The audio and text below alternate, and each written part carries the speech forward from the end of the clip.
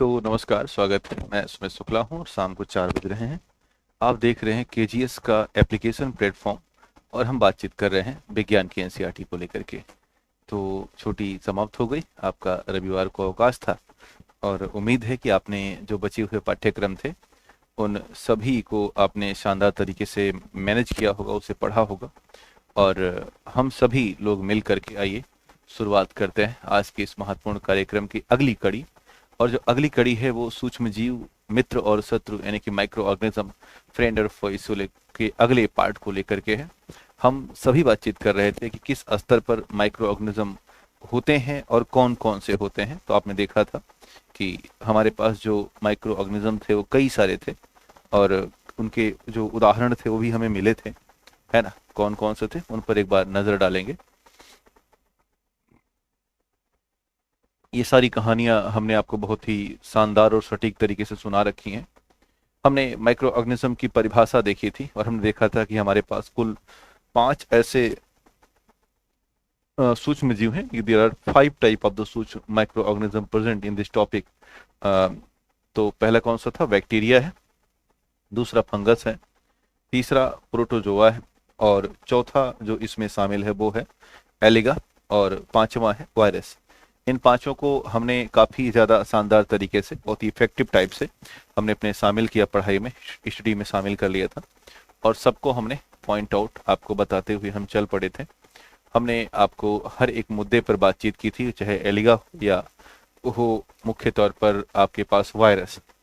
हर किसी मुद्दे को हमने समझाया था और अंततः हम हैबिटाट तक आ चुके थे और हमने चर्चा की थी कि वास्तव में सर न्यू एनसीईआरटी में 5 टॉपिक कम है। हाँ, वो मैं पूरा करूंगा, है ना, मैं उसको आगे बढ़ा के बताऊंगा, निश्चिंत रहना। आवाज में जनरेटर चल रहा है, इस स्टूडियो में ऐसे ही चलता है ना, इसमें सुधार की कोई खास गुंजाइश नहीं है। आप केवल पढ़ने पर ध्यान दें, जनरेटर के साथ आवाज को स्वीकार करें। हृदय से धन्यवाद, है ना। क्योंकि अगर मैं आवाज में बच गया या आवाज में आपकी फंस गया ना, तो ऐसी स्थिति में फिर पढ़ाई बड़ी मुश्किल होगी। इतनी आवाज आती है जितने से आप काम चला लें। ठीक हीट से बैक्टीरिया मर जाता है, तो आप कहते गर्म दूध में लैक्टोबैसिलस। ऐसे बहुत से वायरस हैं जो जिंदा रहने की क्षमता रखते हैं, है ना। तो हमने सूक्ष्म जीव की बात की, ना कि बैक्टीरिया की। तो हैबिटाट में आपने देखा लगभग ऐसी जगह कोई नहीं है जहां पर ये बैक्टीरिया मौजूद ना हो, यानी कि लगभग सभी जगहों पर इनका हैबिटाट था और अंततः हम पहुंच गए थे इस पॉइंट पर और यहीं पर आपको ला करके हम रोक रखे थे। और वो रोक क्या रखे थे उसको ध्यान देना। हमने कहा था कि माइक्रोब्स जो होते हैं वो ह्यूमन के साथ दोहरा व्यवहार दिखाते हैं, यानी चित्त भी तुम्हारी और पट्ट भी तुम्हारी। ये सारी बातें मैंने पिछले दिनों बताई थी और ये दोहरा व्यवहार कैसा दिखाते हैं उन पर एक बार नजर डालते हैं। दरअसल दोहरा व्यवहार का मामला यही है कि माइक्रोब्स जो होते हैं वो कई बार फ्रेंडली व्यवहार दिखाते हैं, यानी कि मित्रवत व्यवहार दिखाएंगे, और कई बार माइक्रोब्स एज ए हार्मफुल बन जाते हैं, यानी कि नुकसान करते हैं। जैसे मान के चलना, अपनी कॉपी में आप भी ऐसे बना लेना कि हिंदी में लिखिएगा, जो हिंदी में लिख रहे हैं वो हिंदी में लिखेंगे, सूक्ष्म जीव, सूक्ष्म जीव व मानव, सूक्ष्म जीव व मानव। हम एक एक पर निगाह डालेंगे कब ये नेगेटिव हैं और कब ये पॉजिटिव हैं। तो मनुष्य के संदर्भ में बातचीत हो रही है कि कब ये नेगेटिव और कब ये पॉजिटिव। तो ध्यान देना कि जब हम पॉजिटिव माइक्रोब्स की बात करेंगे, ऐसे सर नोट्स प्रिंट कराएं या फिर हम खुद से अपने नोटबुक लिख लें। मुकेश गिरी भैया, लगभग मैं लाखों बार बता चुका हूं कि किसी भी प्रिंट आउट पर भरोसा न रखें, बल्कि अपना नोट्स बनाएं, है ना। चेचक किससे होता है? अभी कंचन झा यहीं पर टॉपिक आएगा तो मैं जरूर बता दूंगा। मेरी आवाज गूंज रही है? हाँ, ऐसी ही गूंजती रहेगी, इसी में आपको आज काम चलाना है।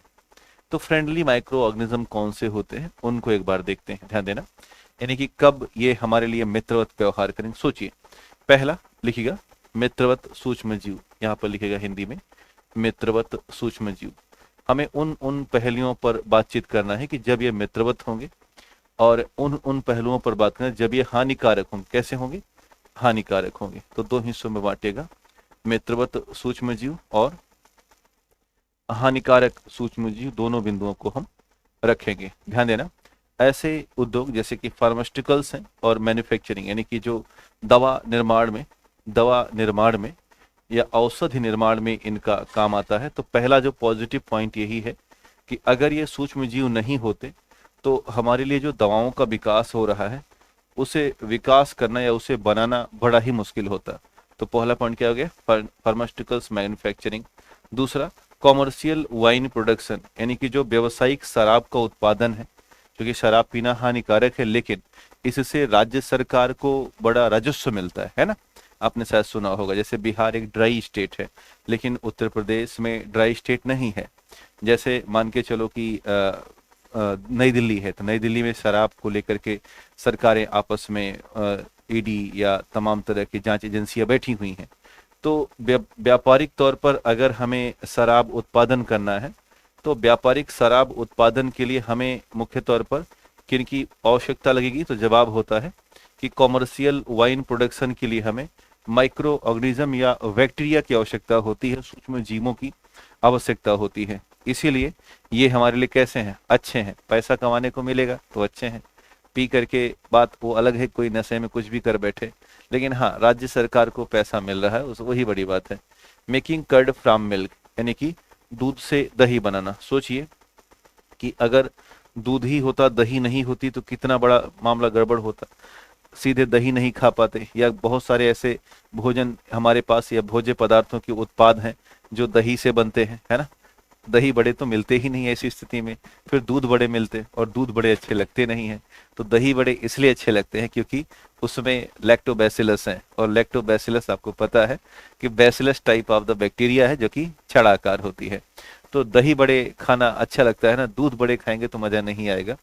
इसके अलावा मैन्युफैक्चरिंग ऑफ द विनेगर, यानी कि सिरके का निर्माण करना, तो ये भी बड़ा पॉजिटिव मामला है। हमारे घरों में सिरका बनता है तो ये भी सूक्ष्म जीवों के किड़वन की वजह से या उनके फर्मेंटेशन की वजह से बनता है। तो लिखिएगा सूक्ष्म जीवों के या सिरके का निर्माण करना, तो ये भी बड़ा काम का है। भाई सिरका अगर नहीं बनेगा तो स्वाद ही गड़बड़ हो जाएगा। तमाम तरह के मान के चलो भोज्य पदार्थों का जो संरक्षण हो रहा है वो सिरके के जरिए होता। फूड प्रिजर्वेशन की बात करें तो vinegar act as a food preservative, है ना। और हमारे जो फूड का जो टेस्ट है उसे अलग चेंज करने के लिए हम विनेगर का इस्तेमाल कर लेते हैं। और विनेगर किससे बनता है, सूक्ष्म जीवों से बन पाता है। एक और पॉजिटिव पॉइंट हम देखें तो डेवलपमेंट ऑफ द एंटीबायोटिक्स, है ना। लिखिएगा प्रतिजैविक दवाओं का निर्माण। जितनी भी प्रतिजैविक दवाएं बनती हैं या जितना भी एंटीबायोटिक बनता है ये किससे बनता है, ये या तो बनेगा बैक्टीरिया से और या तो बनता है फंगस से। किससे बनेगा, या तो बैक्टीरिया से बनता है या तो फंगस से बनता है। यानी कि जिनसे हम बीमार होते हैं उन्हीं का इस्तेमाल करके हम दवाई भी बनाते हैं, है ना। कहते हैं कि तुम ही दवा हो और तुम ही हो बीमारी, तुम ही रोग हो, अब तुम ही से मैं ठीक होऊंगा। अलग अलग स्वरूप है, अलग अलग कहानी है। हाँ, विनेगर को सिरका कहते हैं। हाँ, सिरके की अंग्रेजी विनेगर होती है ना।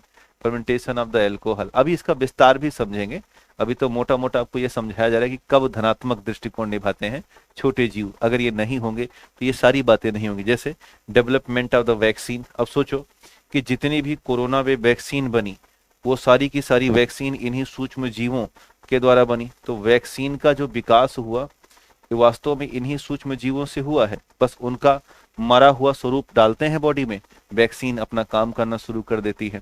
इसके अलावा increase of the fertility of the trees and plant, यानी कि सूक्ष्म जीवों के आधार पर ही मान के चलो कि पेड़ पौधों का जो उत्पादन दर है, पेड़ पौधों का विकास की दर भी बढ़ाई जाती है। देखिए पेड़ पौधों की प्रजनन या उत्पादन दर, क्या प्रजनन या उत्पादन दर भी बढ़ाई जाती है। उत्पादन दर भी इंक्रीज की जाती है, बढ़ाई जाती है। तो अब आप देख रहे हैं कि इतने सारे काम हैं। जरा सोचो, सर थोड़ा धीरे लिखवाएं। अच्छा धीरे ही लिखवा रहे हैं। अब आप सोचो इतने सारे काम हैं जिसके आधार पर हम ये कह सकते हैं कि माइक्रो ऑर्गेनिज्म एक पॉजिटिव दृष्टिकोण दिखाते हैं। यानी कि अगर ये नहीं होंगे तो फिर सोचो फार्मास्यूटिकल्स मैन्युफैक्चरिंग यानी कि दवाओं के निर्माण नहीं हो पाएगा, कॉमर्शियल वाइन प्रोडक्शन नहीं हो पाएगा यानी व्यापारिक शराब उत्पादन रुक जाएगा, मेकिंग कर्ड फ्रॉम मिल्क दूध से दही बनना बड़ा मुश्किल होगा, बन ही नहीं पाएगा, मैन्युफैक्चरिंग ऑफ विनेगर यानी कि सिरके का निर्माण नहीं हो पाएगा, डेवलपमेंट ऑफ द एंटीबायोटिक प्रतिजैविक का निर्माण नहीं हो पाएगा, डेवलपमेंट ऑफ द वैक्सीन का विकास तो संभव ही नहीं है, और दूसरा increase in fertility of the tree and plants यानी कि पादपों में या पेड़ पौधों में जो उत्पादन की दर है या प्रजनन की दर है उसको भी बढ़ाने की क्षमता हमें नहीं मिल पाएगी। यानी आप कह सकते हैं, आपसे कोई पूछे अगर कि किसी अगर आपसे कोई पूछे कि what is the pros and cons, यानी कि धनात्मक और ऋणात्मक मसला क्या है माइक्रोब्स के, तो आप बता सकते हैं कि 5 इधर से और 5 इधर से। अब एक बार अगर हम नजर डालें कि आखिर एक बार अगर नजर डालें कि आखिर किस किस मसले को लेकर के ये सूक्ष्म जीव हमारे लिए अच्छे नहीं है, तो जवाब होगा यहाँ पर। कैसे देखा जाए, लिखा है कि फैक्टर कैजिंग सीरियस इलनेस। पहली बात तो ये अगर हमारी शरीर में आ गए तो हमें गंभीर रूप से बीमार करेंगे। क्या करेंगे? गंभीर रूप से बीमार करते हैं। अब सोचो कि अगर कोई वायरस आ गया तो हमें बीमार कर देगा, है ना। अब इतनी बीमारियां हैं इन सूक्ष्म जीवों से कि टाइफाइड है, मलेरिया है, डेंगू है ना, या अन्य कई प्रकार की बीमारियां हैं जो इन सूक्ष्म जीवों की वजह से हो रही हैं। यहाँ तक कि इंसान मर तक जाता है ना, इंसान मर तक जाता है। ये बहुत बड़ी बात है। यानी नेगेटिव मसला ये है कि हानिकारक सूक्ष्म जीव इसलिए हमारे लिए हानिकारक हैं, ये हमें बीमार करते हैं, हमें बहुत तड़पाते हैं और हमें मार डालते हैं, इतने हानिकारक हैं। हमारा पूरा का पूरा बॉडी फंक्शन ये कंट्रोल कर लेते हैं, इसलिए इनके लिए हमें दवा की आवश्यकता होती है। अगला है रोटिंग फूड। अब सोचो, रोटिंग फूड का मतलब होता है सड़ाना, भोजन को सड़ा देते हैं, है ना, भोजन को सड़ा देते हैं। अब आपने इससे पहले देखा होगा कि इससे पहले आपने सुना होगा कि जो अभी पहेली का भोजन था, वो जो ब्रेड लेकर के आई थी, है ना, सारी बीमारी कब होती है? जब इनका प्रभाव हमारी बॉडी पर चढ़ जाएगा, जब प्रभाव डालेंगे तो बीमारी हो जाएगी। सूक्ष्म जीव का ही मसला है। अब आपने देखा कि जो बूझों का टमाटर था सड़ गया, बूझों का भोजन था वो सड़ गया, यानी कि ये भोजन भी सड़ा दे रहे हैं। दूसरी बड़ी बात, मेकिंग प्लांट एंड एनिमल सिक, यानी कि ये पादप और जानवरों को भी, किसको? पादप व जानवरों को भी बीमार करते हैं। यानी कि केवल इंसान को ही नहीं बल्कि पादप और जानवरों को भी क्या कर रहे हैं? बीमार कर रहे हैं। यानी कि सूक्ष्म जीवों का असर हमारे पालतू जानवरों पर पड़ता है। हमारा जो एक तरीके से प्लांट है वो इन सूक्ष्म जीवों की वजह से प्रभावित हो जाता है। एक बड़ा शानदार भोजन सड़ना, उसी के साथ फूड पॉइजनिंग हो जाएगा, और फूड पॉइजनिंग हो गया तो हमारी तो मौत हो जाएगी ना। तो सूक्ष्म जीव अगर अच्छे हैं तो सूक्ष्म जीव बड़े स्तर पर क्या है? बीमार भी करते हैं, हमें परेशान भी करते हैं।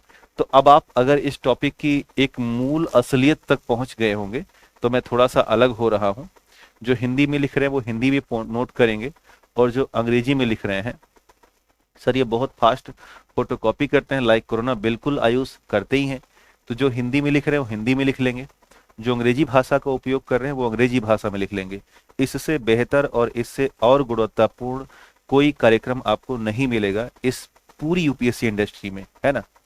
तो उम्मीद है कि ये आपको समझ में आ रहा होगा, है ना। तो ओके सर, बिल्कुल नोट करिएगा, और नोटेड हो जाएगा तो लिख देना कि हाँ ये नोटेड हो गया है। सर जी सर्दी हो गई, कुछ बताइए ना। सर्दी हो गई है तो 2-3 दिन इंतजार करिए, ठीक हो जाएगा। तब तक थोड़ा गर्म पानी वगैरह पीते रहिए, है ना। कोई दवाई नहीं आती सर्दी की, थोड़ा घर के काढ़ा वाढ़ा का इस्तेमाल करो।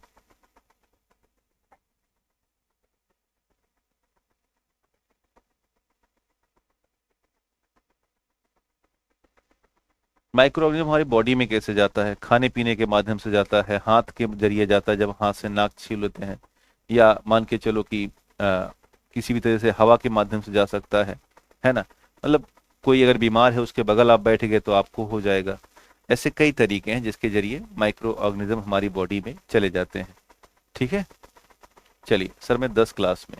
अरे वाह, इतने छोटे छोटे बच्चे क्यों आए हैं? जाओ यार खेलो, गोली टाफी बिस्कुट खाओ भी गांव में, है ना।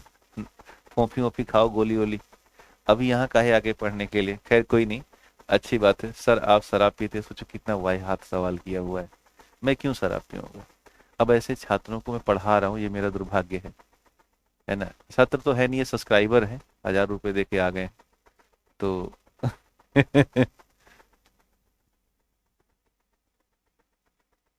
तो जो सब्सक्राइबर है उनको मेरा विनम्र निवेदन यही है कि कृपया पढ़ लें तो अच्छी बात है, नहीं तो जाओ थोड़ा गुल्ली डंडा खेल के आओ, थोड़ा खा पी लो, है ना।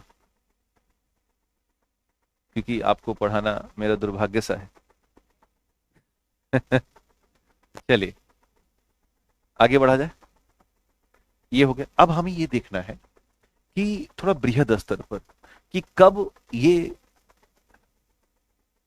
कब ये मान के चलो पॉजिटिव मामला पैदा करते हैं और कब ये नेगेटिव मामला पैदा करते हैं, ठीक है, इन दोनों को समझा जाए और जाना जाए। देखो, तो आइए एक बार नजर डालें कि कब ये फ्रेंडली है, कब ये फ्रेंडली है ना, यानी कब हमारे लिए दोस्ताना माहौल पैदा कर रहे हैं। देख रहे हो, ये सारे के सारे कैसे हैं, दोस्ताना है। ये भी कैसे हैं, दोस्ताना है। सारे कह रहे हैं कि हाय, आइए एक दूसरे से दोस्ती करते हैं, यानी ये बीमार नहीं करेंगे, यानी ये बीमार नहीं करेंगे। और बीमार नहीं करेंगे तो आइए समझ लेते हैं क्या कहानी है। ध्यान देना, लिखा है making up curd and bread. पहली बात कि दोस्ताना माहौल कैसा है इनका, तो जब हम दूध से दही बनाते हैं या जब हम ब्रेड बनाते हैं, डबल रोटी जानते हो, तो उस डबल रोटी की बात हम कर रहे हैं। तो इन दोनों व्यवस्थाओं को समझते हैं कि कैसे दूध से दही बनेगा और कैसे डबल रोटी बनती है, इन दोनों को देखा जाए। तो लिखा है कि curdling of milk is process of the conversion of milk into curd by helping up micro organism. यानी कि जो कर्डिंग है या दही का निर्माण है, ये तो सबको पता है, एक प्रोसेस है जिससे क्या बनता है, दूध से दही बनता है। और किसकी मदद से बनता है, वो नाम है माइक्रो ऑर्गेनिज्म के। Curd contain a variety of micro organism, और नाम क्या है इसका, लैक्टोबैसिलस। क्या नाम है, lactobacillus is the bacterium that promote the formation of curd, it multiplies in milk converting to curd. यानी कि ये दूध में बहुत ज्यादा संख्या में हो जाते हैं और ज्यादा संख्या में होने के नाते ये दूध को अब दही में कन्वर्ट कर देते हैं। दूसरी बड़ी बात लिखा है कि bacteria also involve the production of the चीज, यानी चीज के प्रोडक्शन में, अचार के प्रोडक्शन में, and other variety of the food, अन्य प्रकार के भोजन के उत्पादन में भी बैक्टीरिया की अपनी भूमिका होती है। एक और बड़ी बात है कि bacteria and yeast are also beneficial fermentation of the rice, idli and dosa batter. जब आप डोसा बनाने के लिए बैटर बनाते हैं, बैटर मतलब उसका जो, अब कभी आप इडली बनाए हो तो भैया ऐसे ऐसे घोलना पड़ता है, उसका एक घोल लगाना पड़ता है, और इडली के जो सांचा हो तो सिर्फ इडली का घोल डाल देते हैं, और कुछ देर तक भाप जब पड़ती है तो इडली बनके तैयार हो जाती है, तो उसको बैटर बोलते हैं। क्या बोलते हैं, बैटर। तो जो फर्मेंटेशन होगा उसका, कुछ लोग फर्मेंटेशन नहीं करा पाते, तो ये जो इनो की पैकेट आती है, हमारे घर में यही इस्तेमाल होता है कि पहले बैटर बनाने के लिए सब जैसे इडली बनानी है, तो मुझे लगता है कि मैं कभी इडली बनाया नहीं हूँ, लेकिन मुझे थोड़ा थोड़ा नॉलेज है कि इडली बनाने के लिए एक तो मुझे लगता है कि उसकी दाल लगती है, उड़द की दाल, है ना, और थोड़ा चावल भी लगता होगा, और थोड़ा सा रवा इस्तेमाल करते हैं, और उसी में थोड़ा सा ये डाल देते हैं। क्योंकि अब फर्मेंटेशन तो करा नहीं पाते, इतना मौका है नहीं, फर्मेंटेशन के लिए समय लगता है, थोड़ा कुछ घंटों का समय लगता है। तो फर्मेंटेशन जब थोड़ा सा समय लगेगा तो उसमें डालते हैं सोडा, या उसमें डाल देते हैं ये जो इनो वाला पैकेट वो आता है, और डाल के मस्त एकदम इडली बना लिए। तो इनका कहना है कि किसी भी भोजन के फर्मेंटेशन सर अचार में हेल्प करता है बैक्टीरिया, बिल्कुल करता है ना। तो किसी भी सोडे को मान के चलना, या किसी भी एक तरीके से जो हम ये भोजन बना रहे हैं, इसमें फर्मेंटेशन या एक तरीके से किण्वन की प्रक्रिया होती है, और वो काफी बेहतर है, इससे वो फूल जाते हैं। एक और बड़ी बात लिखा है mechanism of the rising dough, यानी कि जो डो है, यानी कि आटा है, वो कैसे धीरे धीरे बड़ा हो जाता है, फूल जाता है। लिखा है कि when yeast is added to dough, जब डो में ईस्ट जोड़ते हैं, ईस्ट एक प्रकार का कवक होता है, ध्यान रखना, it rise because yeast reproduce rapidly and produce carbon dioxide during respiration. Bubbles of the gas fill the dough and increase the biome, है ना, जो बबल्स होते हैं, है ना। जलेबी में भी लगभग वही सारी चीजें डालते हैं, फर्मेंटेशन कराते हैं, लेकिन अब फर्मेंटेशन मींस किण्वन, अभी हम समझा रहे हैं, हिंदी में भी समझाएंगे ना, अभी अंग्रेज वालों को समझा ले थोड़ी सी बात।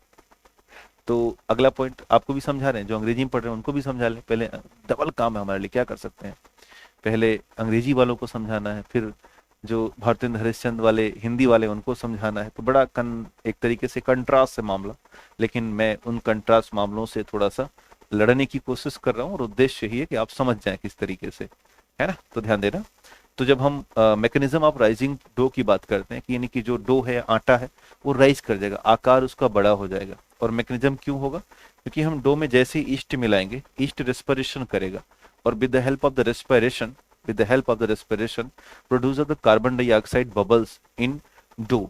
अब जब बबल्स जो उत्पन्न होंगे वो क्या करेंगे, डो का वॉल्यूम इंक्रीज कर देंगे, यानी कि आटे में जो जगह जगह पर बबल्स उत्पन्न होंगे उसमें CO2 भर जाएगा, और CO2 भर जाएगा तो सीधी सी बात है कि ऐसी स्थिति में मामला बड़ा गड़बड़ होगा, है ना। हाँ, यहाँ दो रहते हैं, एक अंग्रेज रहते हैं इस क्लास में, इस क्लास में एक भारतेंद्र हरिश्चंद्र वाले जो हिंदी वाले हैं, तो हिंदी मैन भी हैं, अंग्रेज मैन भी हैं, बड़ा कन्फ्यूजन रहता है भाई। मैं दोनों के लिए प्रयास करता हूँ और डबल प्रयास कर रहा हूँ, इसलिए मान के चलो थोड़ा समय लगेगा लेकिन बेहतरीन होगा, ये मैं वादा और दावा दोनों कर रहा हूँ, ठीक है। तो ये बातें आपकी NCERT में लिखी गई है कि कैसे हम दही बनाते हैं और कैसे हम ब्रेड बनाते हैं। इन दोनों बातों को आइए हम हिंदी में भी समझाते हैं आपको। तो हिंदी में लिख दीजिएगा मेकिंग ऑफ, यानी कि लिखिएगा दूध से दही बनना, लिखिएगा दूध से दही का बनना, दही का बनना। तो अब यहाँ पर बड़ी शानदार छोटी सी बात है कि ये आपके ग्लास में दूध है, क्या है, दूध है, मिल्क है, बस इसी में थोड़ा सा आपको गाँव में कैसे दही बनती है, हाँ, क्योंकि ये लोग फोन कर देते हैं ना कि मास्टरवा सही नहीं पढ़ा रहा है, तो मुझे बड़ा दुख होगा कि ऐसा आप कहो। कैसे करें प्लीज, उसके लिए कोचिंग कर लो तब पढ़ाई देगी, है ना। हाँ, आप भारतेंद्र हरिश्चंद्र वाले हो, ये विलियम शेक्सपियर वाले हैं, तो दो दो पीढ़ी के लोग यहाँ बैठे हैं तो इन दोनों को समझाना बड़ा मुश्किल है। दुर्भाग्य से या सौभाग्य से इसमें कोई ऐसा नहीं है जो नवाब वाजिद अली खां के यहाँ से आया हो, नहीं तो कहेगा अमा अमा यार उर्दू में एक बार बता दो तो फिर ऐसी स्थिति में मुझे उर्दू सीखना पड़ जाएगा, क्योंकि मुझे उर्दू की कुछ ही लफ्जें आती हैं, ज्यादा लफ्जें आती नहीं, तो बड़ा मुश्किल होगा, है ना। तो ऐसा कोई शायद तो नहीं है, ठीक है। ऐसे जोरन डालते हैं जो भी है। तो इसमें अब अगर थोड़ा सा आप सम पार्ट आप कर डाल दें, है ना, सम पार्ट आप कर डाल दें पहले का कोई बनाया हुआ, या कोई इसमें अगर बैक्टीरिया पनप जाए, है ना, और कौन सा बैक्टीरिया, तो जवाब हो जाएगा लैक्टोबैसिलस। कौन सा, लैक्टोबैसिलस पनप जाए, तो ऐसी स्थिति में जो लैक्टोबैसिलस होते हैं ये अधिक संख्या में क्या हो जाते हैं, इनकी संख्या अधिक हो जाती है, लिखिएगा अधिक संख्या हो जाती है, और इनकी जो अधिक संख्या हो जाएगी इसी के कारण, ध्यान देना, इसी के कारण अब दूध से क्या बन जाता है, दूध दही में बदल जाता है। किसमें, दूध दही में बदल जाता है, ठीक है ना। एक बार किसी बच्ची ने इसी कार्यक्रम में सवाल पूछा था कि हमारी दही खट्टी क्यों हो जाती है। तो जब आप दही खट्टी इसलिए हो जाती है कि आपकी दही में लैक्टोबैसिलस ज्यादा संख्या में हो जाते हैं अगर आप उसे लंबे समय तक रख देंगे तो, है ना। तो ये कहानी ऐसी है कि लंबे समय तक रखने से, लिखिएगा लंबे समय तक रखने से लैक्टोबैसिलस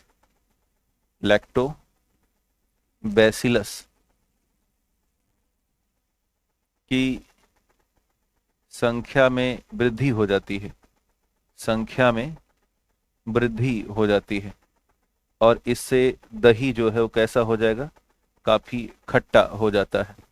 तो अगर आप खट्टा दही खा रहे हैं तो इसका स्वाभाविक सा आशय यही है कि अब आपकी बॉडी में लैक्टोबैसिलस ज्यादा जा रहे हैं, है ना, ये बात ध्यान रखिएगा। तो समझ में आ गया ना कि जो दूध है उसमें लैक्टोबैसिलस जब ऐड होते हैं तो उनकी संख्या मल्टीपल या ज्यादा हो जाती है, और जब ज्यादा हो जाएगी तो दूध से दही बनेगा। क्या बन जाएगा, दूध से दही बन जाएगा।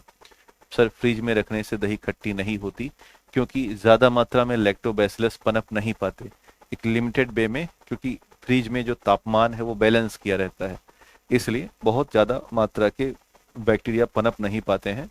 दही जम तो जाता है लेकिन उसमें लैक्टोबैसिलस की मात्रा कम होती है। कई बार फ्रिज वाले दही उतने बेनिफिशियल नहीं हो पाते हैं जो गांव में मटकी में बनता है, क्योंकि जो गांव का मटकी वाला दही है उसमें एग्जैक्ट मात्रा के लैक्टोबैसिलस होते हैं जो बॉडी के मेटाबॉलिक प्रोसेस के लिए काफी बेनिफिशियल होते हैं। बट जो आपकी फ्रिज वाला दही है, मजे तो आते हैं खाने में, बट वो उतने अच्छे नहीं होते हैं, है ना। आइए बढ़ा जाए और आगे और समझते हैं। दूसरा पॉइंट नोट कीजिएगा, लिखिएगा बैक्टीरिया, लिखिएगा बैक्टीरिया कई भोज्य पदार्थों, कई भोज्य पदार्थों, आचार आदि के निर्माण में भी, आदि के निर्माण में, दूसरा लिखिएगा सिरके के निर्माण में, सिरके के निर्माण में, सिरके के निर्माण में महत्वपूर्ण भूमिका निभाता है, महत्वपूर्ण भूमिका निभाता है, भूमिका निभाता है, महत्वपूर्ण भूमिका निभाता है, लिखिएगा महत्वपूर्ण भूमिका निभाता है। होता क्या है ना कि जैसे आपने सुना होगा कि मान के चलो कि आपके पास कोई फल का रस है, क्या है, फल का रस है, और इस फल के रस को हम लंबे समय तक रख देते हैं, और जब लंबे समय तक इसे हम रख देंगे तो ऐसी स्थिति में क्या है कि इसमें सूक्ष्म जीव पनप जाते हैं। क्या हो जाएंगे, सूक्ष्म जीव पनप जाते हैं, और जब सूक्ष्म जीव पनप जाते हैं तो ऐसी स्थिति में आपने नाम सुना होगा एथिल एल्कोहल, एक होता है मेथिल एल्कोहल, एक होता है एथिल एल्कोहल। तो अधिक समय तक फलों का रस रख देने से सूक्ष्म जीवों के प्रभाव से एथिल एल्कोहल, एथिल एल्कोहल, है ना, C2H5OH नाम सुना है, मेथ एथ प्रो, उत्पन्न हो जाता है ना, क्या बन जाएगा, एथिल एल्कोहल बन जाता है। और यही जो प्रक्रिया है इसी को कहा जाता है किण्वन होना। क्या होना, किण्वन होना, या फर्मेंटेशन, क्या होना, फर्मेंटेशन होना कहा जाता है। तो अब ये अगर एक सामान्य मात्रा में हुआ है तो यहीं से सिरका बन जाता है, क्या बन जाएगा, सिरका बन जाएगा। और अगर ये ज्यादा मात्रा में हुआ है तो यहीं से शराब या वाइन बन जाती है, क्या बन जाएगी, शराब या वाइन बन जाती है। तो बेसिकली फलों के रसों का एथिल एल्कोहल में बदलना, क्या होना, फलों के रसों का एथिल एल्कोहल में कन्वर्ट होना with the help of the micro, अंग्रेजी में क्यों बोल रहा हूँ, मैं तो समझा चुका हूँ ना, हिंदी में समझाता हूँ, है ना। तो लिखिएगा कि फलों के रसों का लंबे समय तक, है ना, फलों के रसों का लंबे समय तक सूक्ष्म जीवों के कारण कन्वर्ट होना किस में, तो बदलाव होना एथिल एल्कोहल में। और यही प्रक्रिया क्या कहलाती है, तो इस प्रक्रिया को हम कहते हैं मुख्य तौर पर किण्वन या फर्मेंटेशन, है ना। तो उम्मीद है यहाँ तक बातें आप समझ गए होंगे, है ना। ठीक है, तो हाँ, एथेनॉल भी लगभग यही प्रक्रिया होती है, वो और ज़्यादा विस्तृत प्रक्रिया है। बाइलिंगुअल बैच हिंदी वालों की इंग्लिश सुधारने के लिए है और इंग्लिश वालों की हिंदी। हाँ, ये बात तो सही कह रहे हो, ठीक है, लेकिन हमारे शरीर पर क्या असर पड़ता है वो मैं ही जानता हूँ। ये बैच कितनी देर में खत्म होगा उसको ईश्वर ही जान रहा है। ठीक है, आगे बढ़ा जाए। इसको देख रहे हो, लिखिए तीसरा या चौथा पॉइंट जो भी आपकी हिंदी में होगा, लिखिएगा, लिखिए सूक्ष्म जीवों के कारण, सूक्ष्म जीवों के कारण, सूक्ष्म जीवों के कारण आटा लंबे समय के बाद, लंबे समय के बाद अपने आकार से और अधिक बड़ा हो जाता है, अपने आकार से और अधिक बड़ा हो जाता है, और अधिक बड़ा हो जाता है, ठीक है ना, और अधिक बड़ा हो जाता है। क्यों, क्योंकि इसमें ईस्ट मिला होता है। लिखिए क्योंकि, क्योंकि इसमें ईस्ट, या इसे हिंदी में कहते हैं कवक, क्या कहेंगे, कवक मिलाया गया होता है, मिलाया गया होता है। देखिएगा जब ईस्ट शोषण करते हैं, जब ईस्ट शोषण करते हैं, जब ईस्ट श्वसन करते हैं तो क्या बनेगा, कार्बन डाइऑक्साइड बनता है। देखिए ना इनका आकार कितना बड़ा हो गया, बीच में बबल आ गया है, ठीक है ना। जब ईस्ट श्वसन करते हैं तो कार्बन डाइऑक्साइड का निर्माण होता है, कार्बन डाइऑक्साइड का निर्माण होता है तथा आटे में बबल बन जाते हैं, तथा आटे में बुलबुले बन जाते हैं, आटे में बुलबुले बन जाते हैं और इसका आकार बड़ा हो जाता है, इसका आकार बड़ा हो जाता है, ठीक है ना। देखिए प्रायः बेकरी उद्योग जहां पर डबल रोटी बनती है, डबल रोटी आदि में यही तरीका उपयोग में आता है, यही तरीका या यही व्यवस्था उपयोग में आती है, यही तरीका या व्यवस्था उपयोग में आती है। ओके,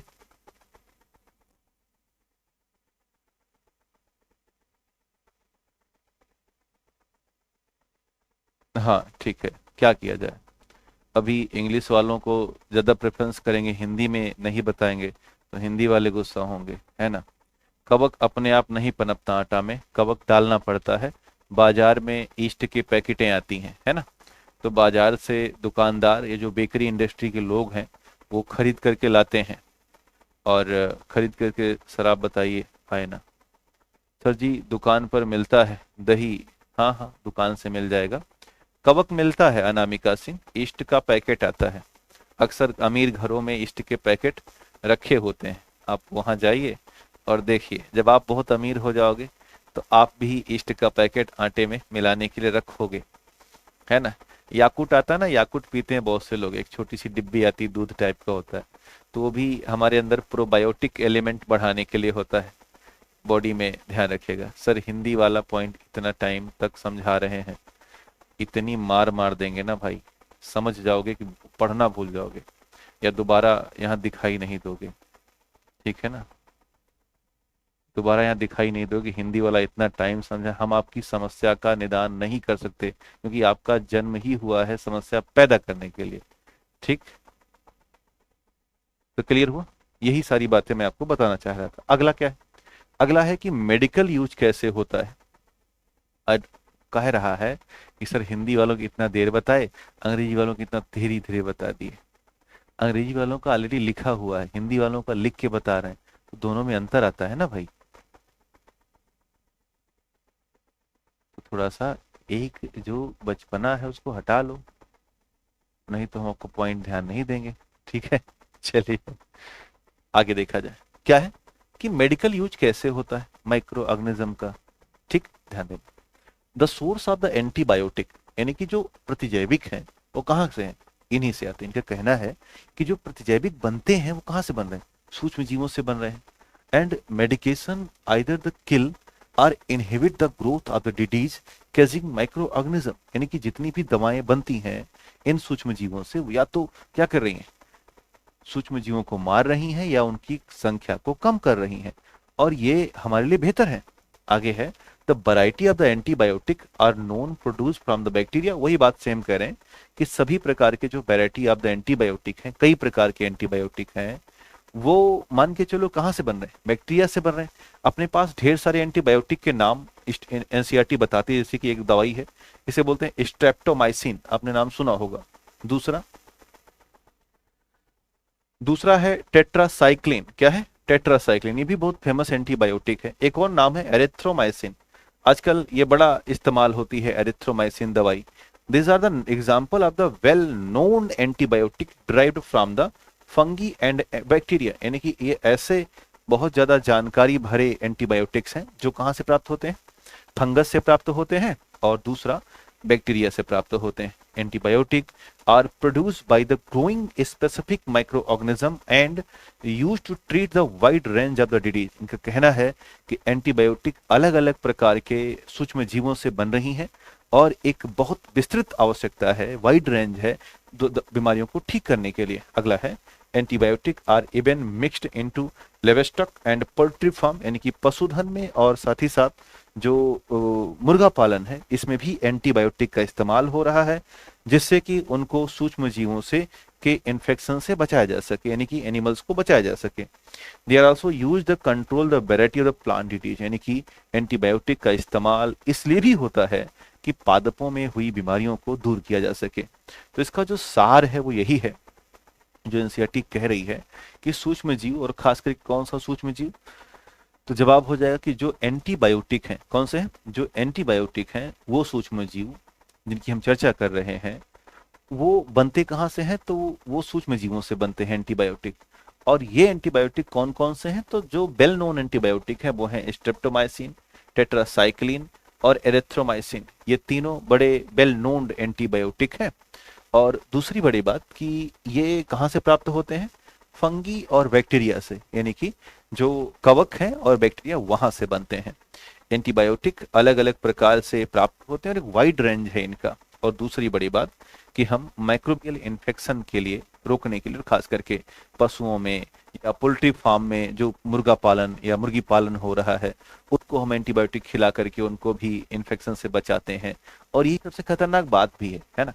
और हम अपने पादपों की जो बीमारियां हैं उनको दूर करने के लिए भी एंटीबायोटिक का इस्तेमाल कर रहे हैं। ये सारी बातें अपनी कॉपी में बिंदुवार आप चाहें तो पीडीएफ पाने के बाद नोट कर लीजिएगा, या अभी भी आप अगर नोट कर रहे हैं तो मैं थोड़ा सा अलग हो रहा हूँ, आप तेजी से इसे लिखते चलिए। ऐसा मेरा मानना है कि जो अंग्रेजी भाषा में लिखते हैं वो बहुत फाइनेस्ट लिखते हैं और तेज लिखते हैं, है ना। तो आपको समय उतनी तुलना में नहीं मिलनी चाहिए जितना कि हिंदी को मिलती है। चलिए, तो इसे फटाफट नोट कीजिएगा। कुल मिला के अपने पास 3, 3, 6, 7 पॉइंट हैं जो कि ये बताने के लिए हैं कि एंटीबायोटिक या खास करके medical use of the micro organism कौन कौन से होते हैं। हाँ, अननेसेसरी एंटीबायोटिक हार्मफुल तो है ही अपनी बॉडी के लिए, उस पर तो हम चर्चा करेंगे ही करेंगे, है ना। तो आइए इन पर कुछ हम बातें करते हैं अब हिंदी वालों के लिए, तो ध्यान दीजिएगा। लिखिएगा सूक्ष्म जीवों से, लिखिएगा सूक्ष्म जीवों से प्रतिजैविक या एंटीबायोटिक का निर्माण होता है। देखिएगा सूक्ष्म जीवों से, सूक्ष्म जीवों से प्रतिजैविक, प्रतिजैविक या एंटीबायोटिक का निर्माण होता है। प्रतिजैविक या एंटीबायोटिक का निर्माण या विकास होता है, निर्माण या विकास होता है, ठीक है ना। और कौन कौन से सूक्ष्म जीव हैं उनको ध्यान रखिएगा। मुख्य तौर पर दो ही ऐसे सूक्ष्म जीव हैं जो एंटीबायोटिक बनाते हैं। कौन कौन से हैं वो ध्यान रखना। पहला है कवक, कौन से हैं, कवक। और दूसरा है बैक्टीरिया यानी कि जीवाणु, कौन से हैं, जीवाणु। ये दो ऐसे हैं यानी कि कवक और जीवाणु जिनसे बनता है एंटीबायोटिक। क्या बनेगा, एंटीबायोटिक बनता है, ठीक है ना, या प्रतिजैविक बनेगा, प्रतिजैविक, ओके। और कहीं से ये नहीं बनते हैं, तो कहां से बना, सूक्ष्म जीवों से बना। और वो सूक्ष्म जीव कहाँ रहे हैं, ध्यान देना, सूक्ष्म जीव कहाँ है वो, तो जवाब हो जाएगा कवकों में है और जीवाणुओं में है, ठीक है। यार मैं सारा पीडीएफ में रख दूंगा तो समझाऊंगा क्या भाई, मुझे बहुत सख्त नफरत है पीडीएफ से, लेकिन अब दुर्भाग्य है कि पढ़ाना पड़ रहा है पीडीएफ लगा के। तो इससे क्या है ना कि जब मैं हिंदी समझा रहा हूँ तभी मैं अंग्रेजी का इस्तेमाल कर रहा हूँ। ऐसी स्थिति में हिंदी और अंग्रेजी दोनों वाले देखें और एक तरीके से अखाड़ा ना बनाएं, है ना। बड़ा कठिन कठिन काम है आप लोगों को संभालना। लिखिए कवक और जीवाणु क्या बने, एंटीबायोटिक बना ली। अब ध्यान देना कहानी को, जिसे आपको मैं समझा रहा हूँ। मेरा आधा दिमाग आपको इसलिए समझाने में जाता है कि आप आपस में लड़ाई ना करें। अब कल से मैं ये कमेंट बंद करवाऊंगा तो ही ठीक रहेगा, है ना। जिनको पढ़ना है वो पढ़ते ही हैं। लिखिए कवक या जीवाणु क्या बना रहे हैं, एंटीबायोटिक बना रहे हैं। अब बहुत सारी ऐसी एंटीबायोटिक हैं, लिखिएगा प्रमुख एंटीबायोटिक। लिखिए प्रमुख एंटीबायोटिक क्या क्या नाम है, लिखिएगा टेट्रासाइक्लिन, टेट्रासाइक्लिन। लिखिए नंबर 1 टेट्रासाइक्लिन। लिखिए नंबर 2 एरिथ्रोमाइसिन, एरिथ्रोमाइसिन लिखिएगा। टेट्रासाइक्लिन, नंबर 2 लिखिएगा एरिथ्रोमाइसिन, एरिथ्रोमाइसिन।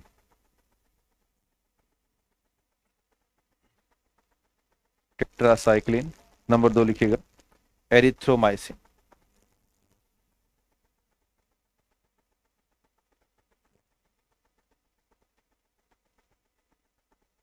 इसके बाद लिखिएगा स्ट्रेप्टोमाइसिन। तीसरी कौन सी है? स्ट्रेप्टोमाइसिन। 3 दवाओं के बारे में एनसीईआरटी बताती है कि क्या है। ये है एंटीबायोटिक या प्रतिजैविक, इनको नाम लिखिए। एंटीबायोटिक किसे नहीं खाना चाहिए, ये बात बहुत अच्छा सा सवाल है, भी हम चर्चा करेंगे, अभी लिख लीजिएगा। 3 प्रमुख एंटीबायोटिक हैं, टेट्रासाइक्लिन, एरिथ्रोमाइसिन और स्ट्रेप्टोमाइसिन, एरिथ्रोमाइसिन और स्ट्रेप्टोमाइसिन। एक और बात नोट कीजिएगा, लिखिए एंटीबायोटिक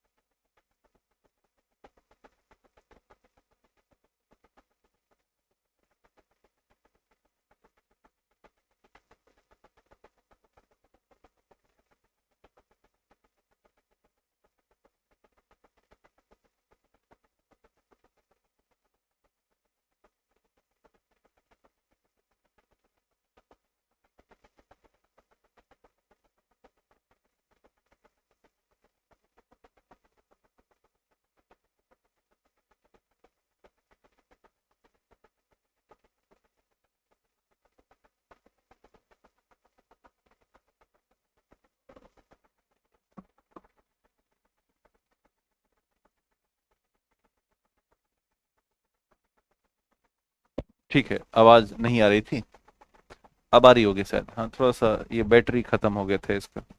ये भी खाना मांगता है ना कि भोजन चाहिए। तो कहाँ से आवाज कटी थी जरा बताना, मैं तो पीछे लिख रहा था।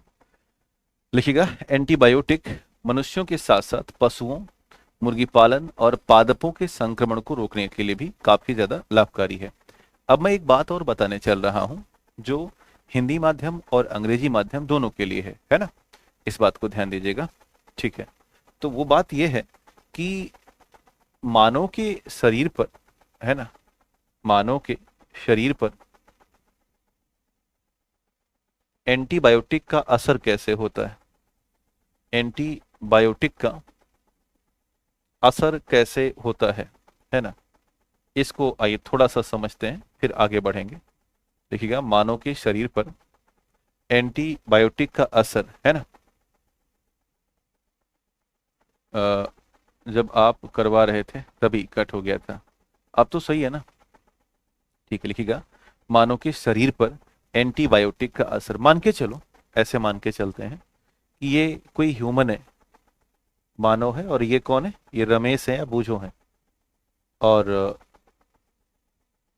इनको कोई ऐसी बीमारी हो गई है जो या तो बैक्टीरियल है या तो ये फंगल है। आपसे अगर पूछूं कि किन्हीं 2 ऐसी डिडीज के नाम बताइए जो बैक्टीरियल हैं, बताना जरा। किन्हीं ऐसी डिडीज के नाम बताओ जो बैक्टीरियल होती हैं या बैक्टीरिया से उत्पन्न हो सकती हैं। तो जब आप, मैं एक बीमारी चलो ले ही लेता हूं, टाइफाइड, मान के चलो इन्हें टाइफाइड हो गया है ना, टाइफाइड। और टाइफाइड होता है एक बैक्टीरिया का नाम है साल्मोनेला टाइफी, क्या नाम है, साल्मोनेला टाइफी नामक एक बैक्टीरिया है। ठीक, इनके शरीर में कौन पहुंच गया है, जगह जगह साल्मोनेला टाइफी घूम रहा है। ठीक है, हाँ मैंने एक ले लिया, अब आपने बहुत सारे बता दिए, अच्छी बात है। अब ये जो बैक्टीरिया बॉडी में है ना, जो बैक्टीरिया है बॉडी में, ये वास्तव में प्लांट होते हैं। क्या होते हैं, प्लांट किंगडम के तहत आते हैं। और कोई भी अगर प्लांट होगा तो उसकी जो सेल होगी ना, वो कुछ ऐसे बनी होगी, ध्यान देना, ऐसे। यानी कि बैक्टीरिया का जो चित्र होगा उसकी बनावट कुछ ऐसे होगी जो आप देख पा रहे हैं। इसमें जो बाहरी हिस्सा है ये कहलाता है सेल वॉल। क्या कहलाता है, सेल वॉल कहलाता है। हिंदी में कहते हैं कोशिका भित्ति। क्या कहा जाएगा, कोशिका भित्ति कहा जाएगा। ठीक है ना, ये चित्र बनाते रहिए और जैसे मैं फॉर्मेट कर रहा हूं ऐसे फॉर्मेट करते रहिए। अब मान के चलो ये गए डॉक्टर के पास कि डॉक्टर साहब हमें 3 दिन से बुखार आ रहा है। तो कहें क्या हो गया रमेश, तो कह रहे हैं कि हम जांच करवा लेते हैं। जांच करवाए, पता चला इनको टाइफाइड था। तो डॉक्टर ने कहा कि तुम्हें अब क्या खानी पड़ेगी, एक गोली, और एक कौन सी गोली है, एंटीबायोटिक। क्या है, एंटीबायोटिक। एक बात ध्यान रखिएगा, नोट में नीचे डाल दीजिएगा कि केवल बैक्टीरिया और केवल फंगस से जुड़ी बीमारी को ठीक करने के लिए, बीमारी को ठीक करने के लिए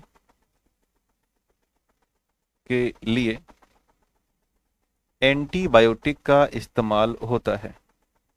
एंटीबायोटिक का उपयोग होता है। ठीक है ना, यानी कि लिखिएगा antibiotic use for bacterial and fungal type of disease, nothing else. इसके अलावा और कहीं भी इस्तेमाल नहीं होती हैं। ठीक है, अब मान के चलो कि रमेश ने क्या खा लिया, दवाई, और दवाई आ गई इनके पेट में, पहुंच गई।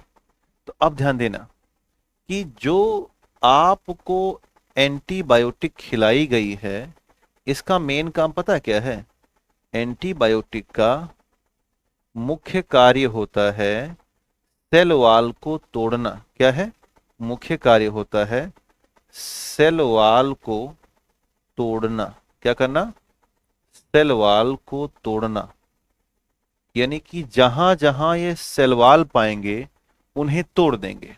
अब सोचो कि सेल वॉल कहाँ मिलेगी, तो जो बॉडी में ये बैक्टीरिया प्रवेश किया था या बॉडी में जो फंगस प्रवेश किया था, यही सेल वॉल मिलेगी और कहीं नहीं मिलेगी। तो बस ये पहुंचेगा इसके पास और सारा किनारे किनारे का सेल वॉल ऐसे तोड़ देगा।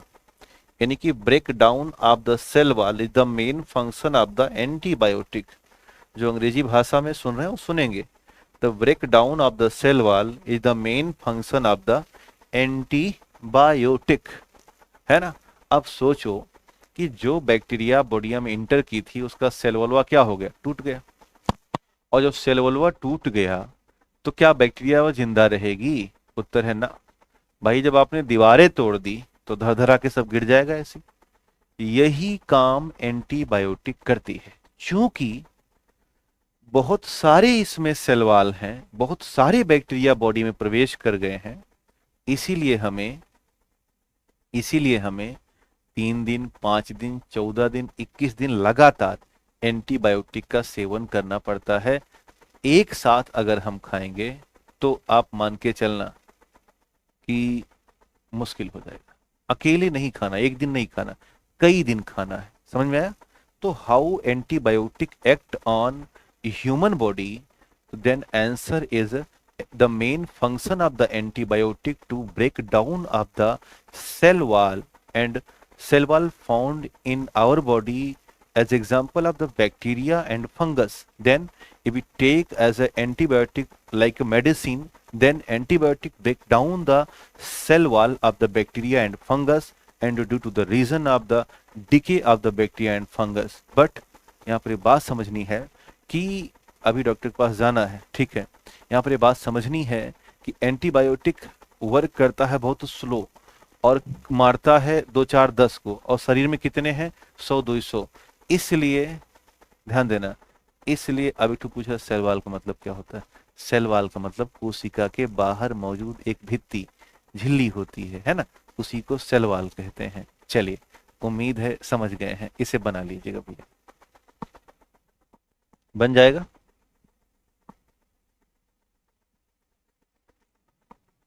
आगे बढ़ा जाए, अगर ये बन गया हो तो बताना, नोटेड की तरफ बढ़े।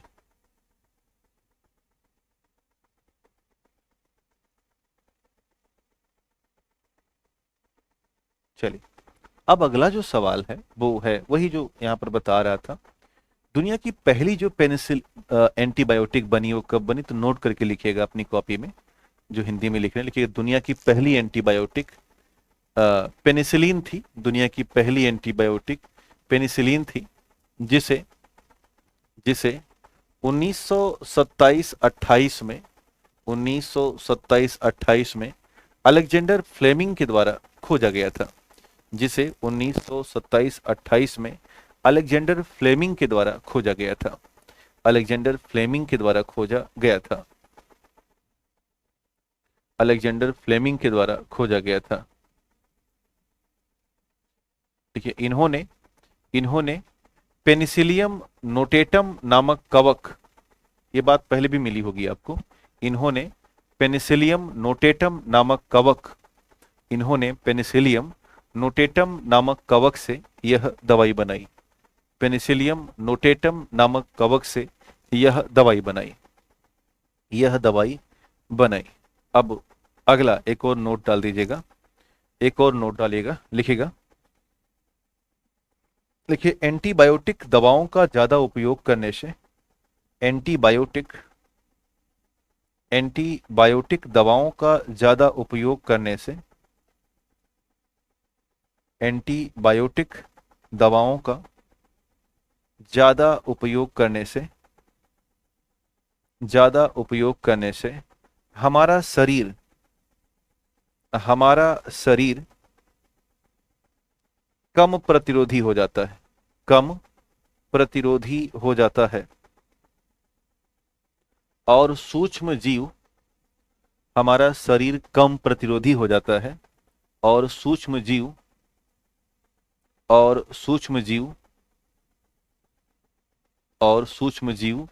दवाओं के प्रति ज्यादा प्रतिरोधी हो जाते हैं।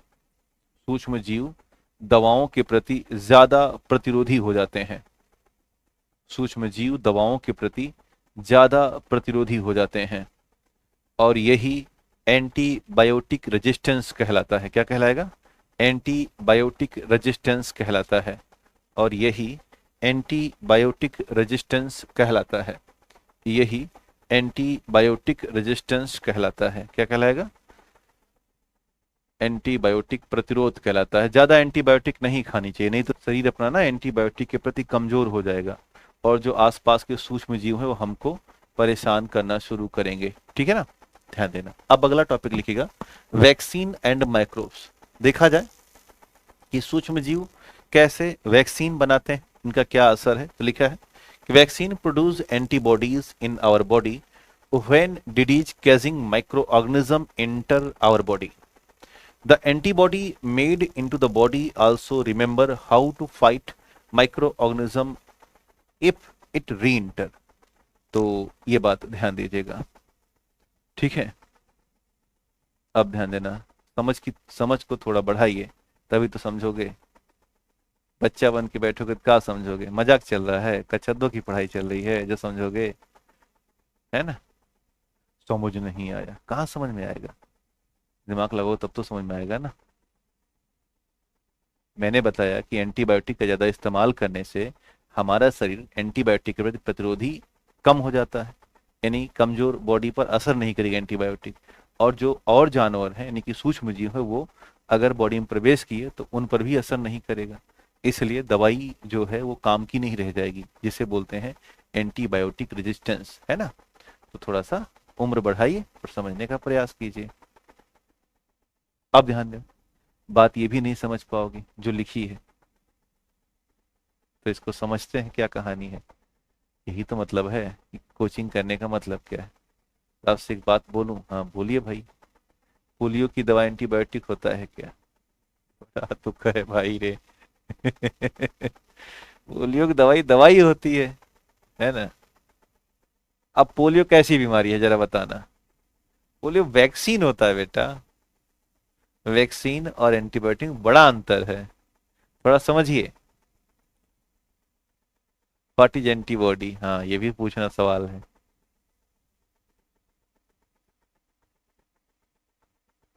ठीक है, अब आओ समझते हैं इसको।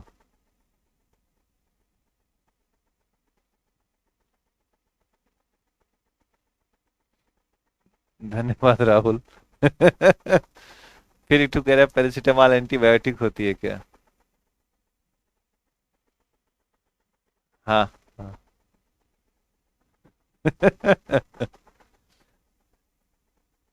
कुछ छोटी क्लास में नहीं पढ़े हो? ठीक है, अब जब नहीं पढ़ो चुपचाप बैठे रहा करो, सुना करो, सारी बात बताऊंगा मैं, है ना? एकदम से बच्चे आ गए हैं इसमें लग रहा है। ध्यान दो, ये करेंगे vaccine produce antibody in our body.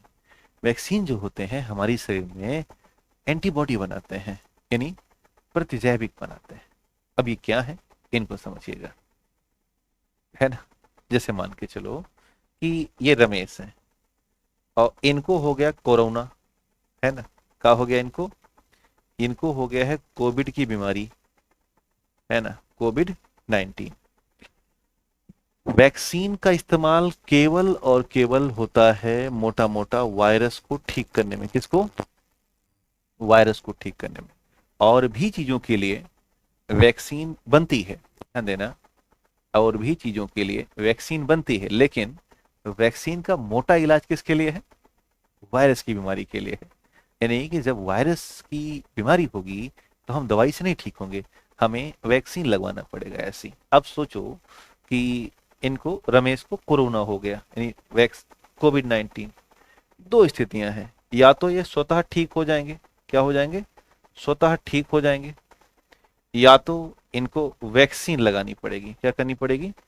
Vaccine लगानी पड़ेगी। लेकिन वैक्सीन कोई दवाई नहीं है, ध्यान देना, वैक्सीन कोई दवाई नहीं है। ठीक, वैक्सीन क्या है? एक सुरक्षा है। क्या है? पहले की सुरक्षा है, पहले की सुरक्षा है। अभी भी आप इसको नहीं समझ पाए होंगे, आप अगले पेज की तरफ पढ़ना और समझना। जैसे देखो, अगर हमारी शरीर में, ये शरीर है, इस शरीर में कोई वायरस एंट्री करेगा, है ना? कोई वायरस एंट्री करेगा तो शरीर में पहले से डब्ल्यूबीसी होता है। क्या होता है? डब्ल्यूबीसी होता है। ध्यान देना, बॉडी में क्या होता है पहले से? डब्ल्यूबीसी। और ये है प्रतिरक्षी। क्या होते हैं? प्रतिरक्षी होते हैं, यानी रोगों से लड़ने वाले। क्या होंगे? रोगों से लड़ने वाले। ठीक है, ऐसे समझना। इन्हें हम बोलते हैं एंटीबॉडी। क्या बोलेंगे? एंटीबॉडी। ठीक है, तो अब ये बात समझिएगा कि जो डब्ल्यूबीसी बॉडी में है वो प्रतिरक्षी है, और उनको क्या कहा जाएगा? एंटीबॉडी। और जो ये वायरसवा प्रवेश करेगा इसको कहेंगे एंटीजन। क्या कहेंगे? एंटीजन। ध्यान देना, तो एंटीजन जो है ये बीमारी फैलाएगा। क्या करेगा? बीमारी फैलाएगा। और दूसरा जो एंटीबॉडी है ये क्या करेगा? ये बीमारी से लड़ेगा। क्या करेगा? बीमारी से लड़ेगा और हमें ठीक कर देगा। बीमारी से लड़ेगा और क्या करेगा?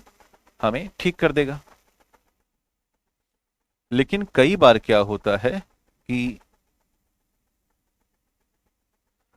कुछ ऐसे वायरस हैं, कुछ ऐसे वायरस हैं जो डब्ल्यूबीसी को, ध्यान देना, डब्ल्यूबीसी को समझते हैं कि तू कौन है बे, हम तो बहुत मारेंगे, ऐसा बोल देते हैं। यानी डब्ल्यूबीसी कमजोर पड़ जाता है। तो हम क्या करेंगे? अब इनकी शरीर में बाहर से लाएंगे, वैक्सीन लगवा देंगे। क्या लगवा देंगे? वैक्सीन। अच्छा, वैक्सीन लग गई, मान लो इनकी शरीर में वैक्सीन हमने लगा दिया, दरअसल ये जो वैक्सीन है, इनका भी निर्माण किससे होता है? इनका भी निर्माण वायरस से ही होता है। बस खाली ये जो वायरस होते हैं ये पहले की तुलना में कमजोर होते हैं। क्या होते हैं? कमजोर होते हैं, यानी कि ये वीक होते हैं। और जैसे ही मान के चलो ये बीमार नहीं थे, स्वस्थ थे, और वैक्सीन लग गई, तो इनकी शरीर को पता चल जाएगा कि इसमें कोई वायरस आ गया है। क्या आ गया है? वायरस आ गया है। जबकि ये वायरस कैसा होगा? वीक वायरस है, कमजोर वायरस होगा। और ये कमजोर वायरस इन्हें बीमार नहीं करेगा, लेकिन इनके प्रतिरक्षी या डब्ल्यूबीसी को एक्टिव कर देगा। क्या कर देगा? एक्टिव कर देगा। और जब एक्टिव कर देगा तो ये एंटीबॉडी बना देगा बॉडी में। और जब एंटीबॉडी बना देगा, मान के चलो कल को कभी ओरिजिनल वायरस शरीर में आता है तो भी ये एंटीबॉडी एक्टिव हो जाएगा, उसे मार देगा। बात को समझे? वैक्सीन का निर्माण किससे हुआ? वैक्सीन का निर्माण होता है कमजोर वायरस से। अब ये कमजोर वायरस जैसे ही शरीर में जाएगा, शरीर का डब्ल्यूबीसी एक्टिव हो जाएगा और क्या बना देगा? एंटीबॉडी बना देगा। ये एंटीबॉडी ओरिजिनल बनेगा। ये वो उस पावर के एंटीबॉडी बनेगा जो ओरिजिनल वायरस को मार दे, और डुप्लीकेट तो मार ही देगा। तो और मान के चलो खुदा न खास्ता आपकी बॉडी में वायरस बड़ा वाला प्रवेश कर गया, तो पहले से हमने क्या बना रखी है? पहले से हमने एंटीबॉडी बना रखी है। यही वजह है कि हम वैक्सीनेशन करवाते हैं। कहें भैया 2 वैक्सीन लगवा लेते हैं, अब हमें नहीं होगा। क्यों नहीं होगा? क्योंकि हमारे अंदर हो गए हैं एंटीबॉडी विकसित। 1, 2, 4 महीना, 5 साल, 6 साल वो विकसित रह सकते हैं। समझ गए? क्लियर हुआ? फिर से समझना है इसको कि आपने क्या किया, आपने वैक्सीन लगवा ली, ये आप थे, और आप चले गए वैक्सीन लगवाने, आपकी बॉडी में वैक्सीन इंटर कर गया, है ना? ये सुई है, क्या ही सुई बड़ी बड़ी लगा रहे हो, ठीक? तो इस वैक्सीन में क्या था?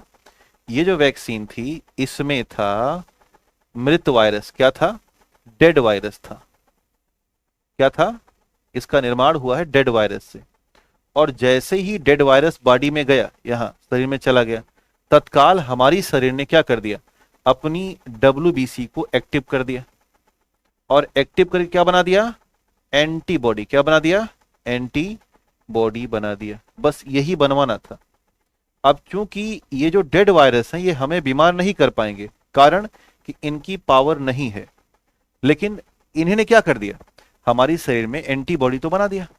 और जब एंटीबॉडी बन गए और कल को जब ओरिजिनल बड़ा वाला वायरस प्रवेश करेगा तो अब क्या ये काम कर पाएगा? नहीं। ये एंटीबॉडी जो पहले से बन गए हैं ये इसे धमाक से मार देंगे। और यही वजह है कि हम वैक्सीन लगवाने के बाद एकदम खुलेआम घूमते हैं कि भाई मेरे को तो कोई टेंशन ही नहीं है। बात समझ में आई? क्लियर हुआ कि वैक्सीन क्यों लगवाते हैं? तो वैक्सीन एक सुरक्षा के लिए लगवाते हैं कि हमारी सुरक्षा क्या हो? बन जाए, कोई समस्या ना आने पाए। ठीक है, अब इसको समझा जाए। लिखा कि when dead and weakened microbes enter a healthy body, then body fight and kill the invading bacteria by producing appropriate antibody। देख रहे हैं कि वो appropriate antibody बन जाएगी। और vaccination can prevent several types of disease including cholera, tuberculosis, smallpox, hepatitis, COVID-19। और एक बड़े व्यक्ति थे, उनका नाम था एडवर्ड जेनर, जिन्होंने स्मॉल पॉक्स की वैक्सीन 1798 में खोजी थी। क्या खोजी थी? 1798 में स्मॉल पॉक्स की वैक्सीन खोजी थी। तो इसे हिंदी में भी लिख लीजिएगा और अंग्रेजी में भी लिख लीजिएगा। अगली बात आइए समझते हैं।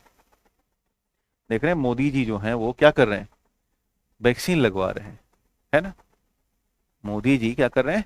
वैक्सीन बीमारी के दौरान वैक्सीन नहीं लगती प्रभु, जब बीमारी ठीक हो जाएगी तो वैक्सीन लगेगी और अगली बार बीमार होने से बचने का प्रयास करेगी। कभी भी कोरोना हो गया जब वैक्सीन लगवा लें तो मजाल ठीक होगा, कभी नहीं ठीक होगा, क्योंकि वैक्सीन बीमारी के दौरान एक्टिव नहीं होती हैं, है ना? बीमारी से पहले वैक्सीन लगवाइए और बीमारी से बचने का प्रयास करिए। वैक्सीनेशन में फीवर आता है, वही जो वीक वायरस गया है कुछ तो असर डालेगा। 2 रुपया तो असर डालेगा ना, 100 रुपया नहीं, 2 ही रुपया असर डाला तो बुखार पकड़ लिया। बस यही कहानी है। मोदी जी मुस्कुरा रहे हैं। अब भारत में 2 वैक्सीन बनी थी, कोविशील्ड कोरोना के लिए और कौन सी थी? कोवैक्सीन। इनमें से कोई एक आपको लगी है और दोनों डेड सेल की थी। किसकी थी? दोनों डेड सेल की थी, यानी कि मृत वायरस की थी। वैक्सीन कई तरह की हैं, लेकिन अब यहाँ तो नहीं बता सकता क्योंकि मेंस की क्लास है नहीं, ये पीटी की क्लास है, ठीक है ना? यहाँ तक कोई दिक्कत तो नहीं है? आगे बढ़ा जाए। एंटीबायोटिक और एंटी वैक्सीन में बड़ा अंतर है बेटा, है ना?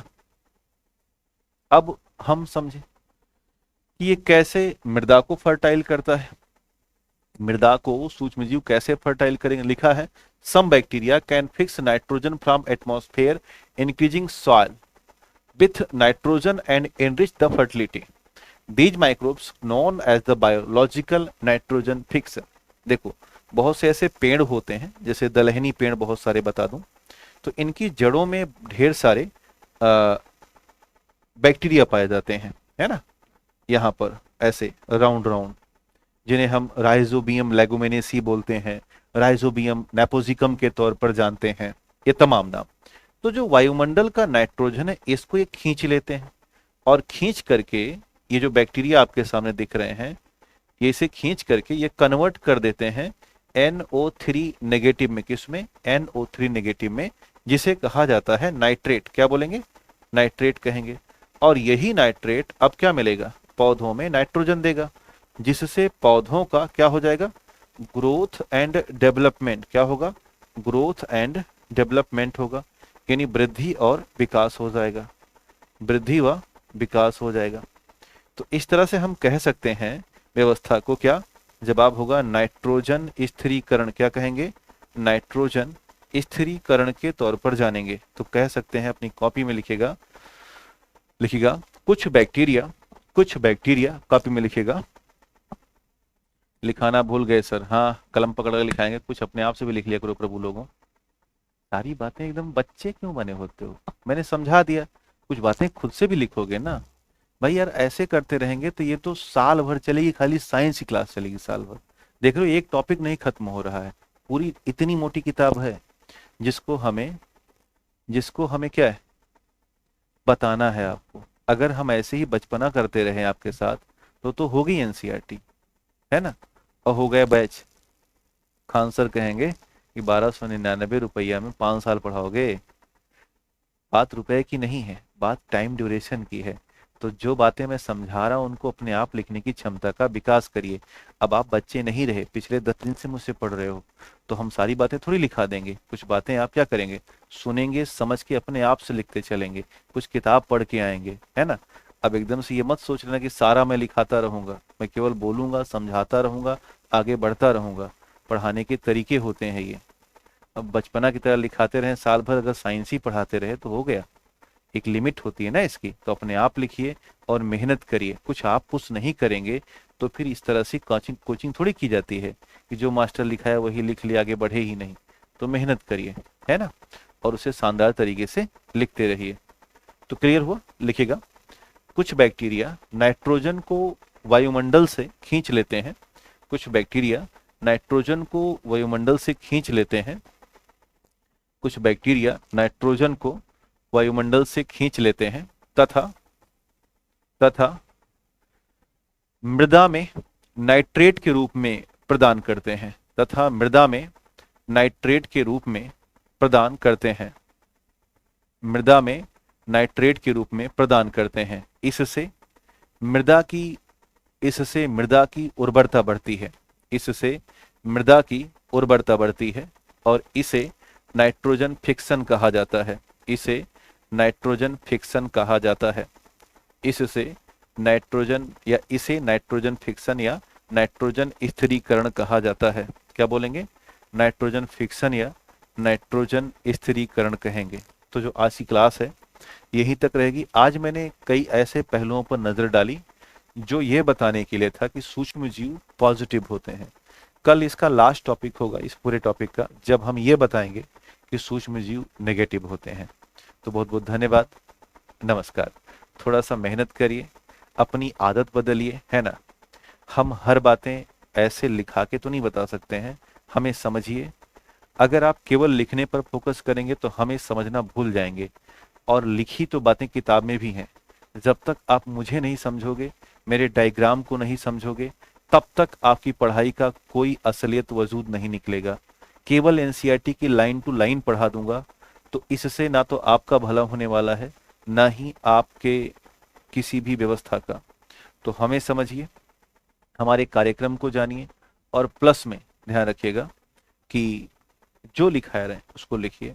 जहां मैं नहीं लिखा रहा हूं वहां सुन के खुद लिखने का प्रयास करिए। और अगर आपको नहीं समझ में आ रहा तो किताब दोबारा पढ़िए।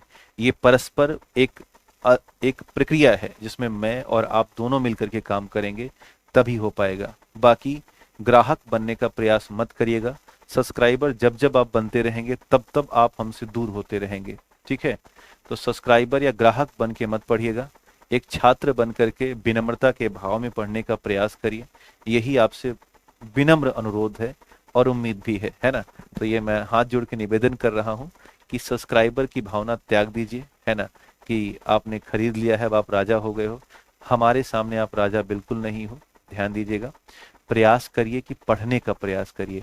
किताबें पढ़कर अगर आप नहीं आएंगे तो कुछ भी हम कर डालें, संभव नहीं होगा कि आपको उस कदम तक पहुंचा सकें।